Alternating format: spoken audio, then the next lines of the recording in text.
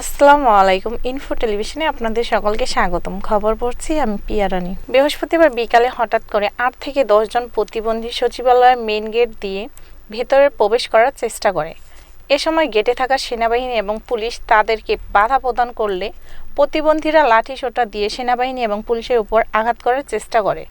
পরে দুই পক্ষের ধস্তাধস্তি শুরু হয়। এ সময় প্রতিবন্ধীরা রাস্তা বন্ধ করে দেয়। এক পর্যায়ে গেটে থাকা সেনাবাহিনী এবং পুলিশ সচিবালয়ের মেইন গেট বন্ধ করে দিতে বাধ্য হয়।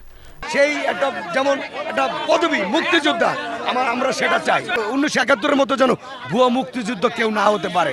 হসপিটালে বিভিন্ন আওয়ামী লীগ দোসর কোপ খাইয়া দখলবাজি করতে খাইয়া এখন হসপিটাল ভর্তি, তারা মুক্তিযোদ্ধার কোটা দাবি করতেছে। এটা চলবে না। শুধু আবু সাইদ মুগ্ধকে নিয়ে পড়ে থাকলে হবে না, আমাদেরকে নিয়ে পড়ে থাকতে হবে। আবু সাইদ ছিল এই আন্দোলনের অনুপ্রেরণা।